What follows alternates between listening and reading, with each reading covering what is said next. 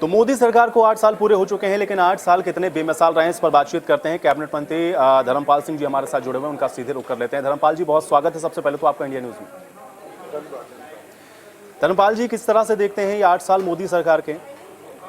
हम आपसे ये प्रारंभ कर रहे थे, माननीय नरेंद्र मोदी जी ने राजनीति के दूसरे कालखंड 24 मई 2014 को प्रधानमंत्री पद की शपथ ली और आज इस कालखंड को, राजनीति के दूसरे अध्याय को 8 वर्ष पूरे होने जा रहे हैं। तो इस संबंध में जो काम 7 वर्ष में नहीं हुआ, माननीय मोदी जी ने वो काम 8 वर्ष में कर दिया। जैसे धारा 370 समाप्त करना, बहुत समय से चली आ रही थी धारा 370। हम लोग भी कहते थे जहाँ हुए बलिदान वो कश्मीर हमारा है, जो कश्मीर हमारा वो कश्मीर हमारा है, जो कश्मीर हमारा है, प्राणों से वो प्यारा है। इस अवधारणा के साथ बहुत लंबे समय से बात करते थे, वो क्षण मात्र में माननीय मोदी जी ने पूरा कर दिया। आज कश्मीर भारत का अभिन्न हिस्सा है और ये देश का मुकुट है कश्मीर। तो ये धारा 370 समाप्त होना, ये बहुत बड़ी उपलब्धि है, विशेषता है कि हो नहीं पाई थी। दूसरा इसमें जो नागरिक संहिता है उसके बारे में भी मैं बात कहना चाहूँगा। दूसरा, राम जन्मभूमि के बारे में। राम जन्मभूमि का विषय इतना गंभीर था, बहुत समय से युद्ध अनवरत चले आ रहे थे।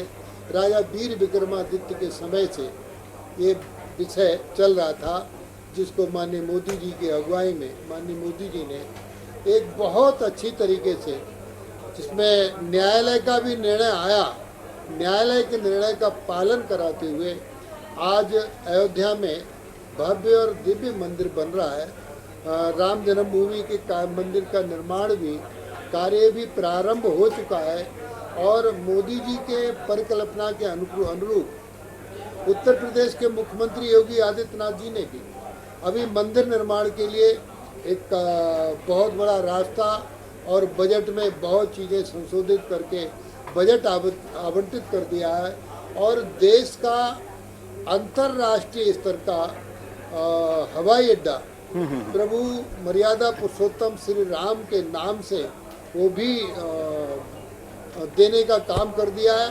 तो इस तरीके से चाहे धारा 370 का काम हो, राम जन्मभूमि प्रकरण हो, ट्रिपल तलाक के मामले हो, ऐसे राष्ट्रीय मुद्दों को भी समाप्त करने का काम किया।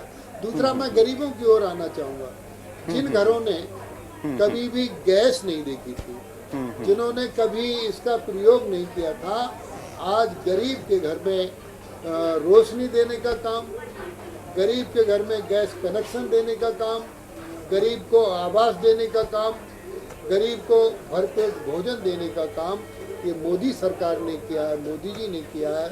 मैं समझता हूँ 8 वर्ष में वो काम कर दिया जो सरकार कांग्रेस की 60 साल में नहीं कर पाई।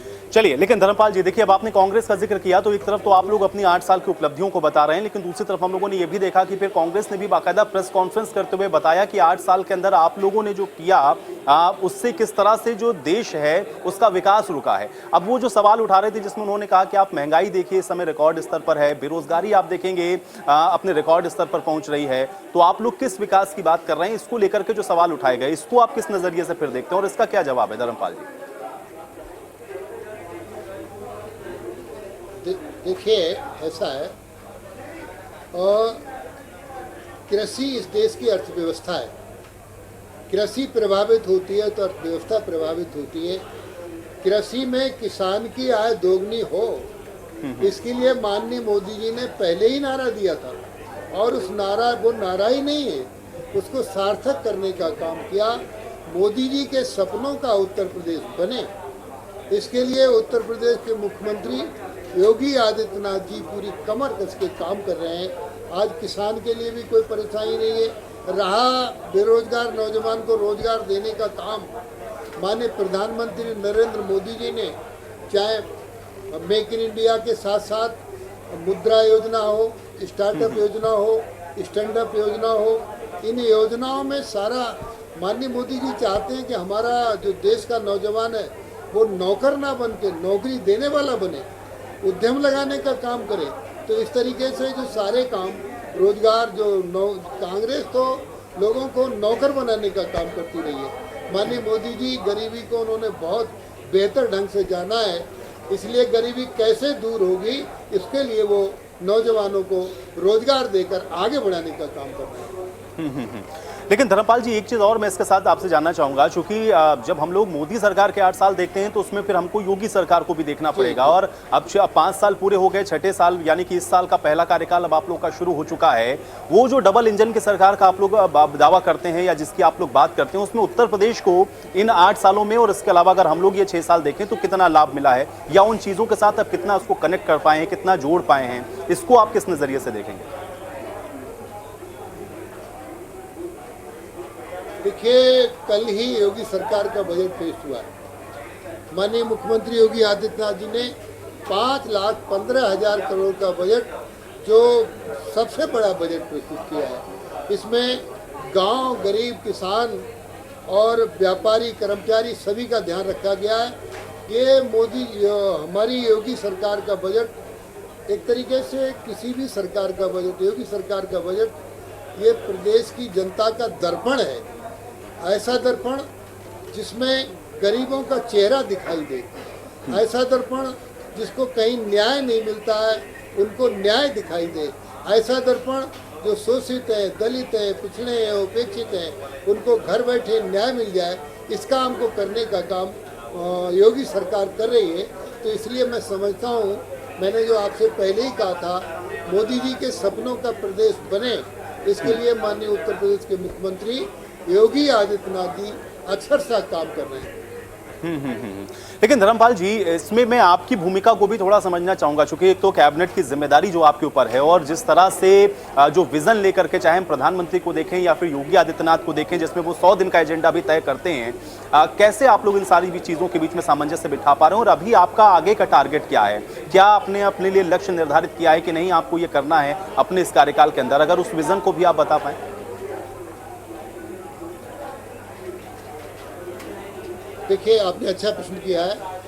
100 दिनों का एजेंडा, 2 साल का एजेंडा और 5 साल का एजेंडा, ये माननीय मुख्यमंत्री योगी आदित्यनाथ जी ने हर विभागीय मंत्री के सामने रखकर प्रस्तुत कर दिया है। जैसे मेरे पास जो विभाग है, पशुधन, दुग्ध विकास, अल्पसंख्यक इत्यादि, जो है, इन 100 दिनों में मैंने अपने काम करने का काम कर लिया। जैसे अभी उत्तर प्रदेश में विधानसभा के चुनाव में, छुट्टा पशु विधानसभा के चुनाव में विपक्ष का मुद्दा था, और अब हम इसको पूरी तरीके से, जो विपक्ष जिसको छुट्टा पशु कहता है, ये निराश्रित गौवंश है, इस निराश्रित गौवंश को अभी हम अभियान चलाकर हर जिले पर भूसा बैंक बना रहे हैं, और ये 7 जून तक जितने हमारे अभी निराश्रित गौवंश है, अभी लगभग 7.5 लाख गौवंश तो हमारे अंदर है और कुछ बाहर है, इसको हम अब 1 साल के अंदर हमारा प्रयास होगा,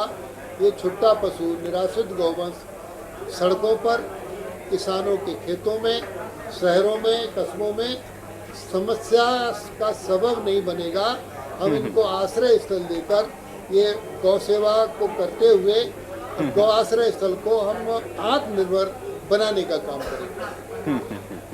चलिए धर्मपाल जी, बहुत शुक्रिया अपना समय निकालने के लिए और इंडिया न्यूज़ के साथ जुड़ने के लिए। तो आप कैबिनेट मंत्री धर्मपाल को सुन रहे थे, और उनकी तरफ से स्पष्ट तौर पे बताया गया कि अभी आगे का उनका विजन क्या है, और 8 साल जो मोदी सरकार को हुए हैं उसमें क्या कुछ उपलब्धियां हासिल हुई हैं।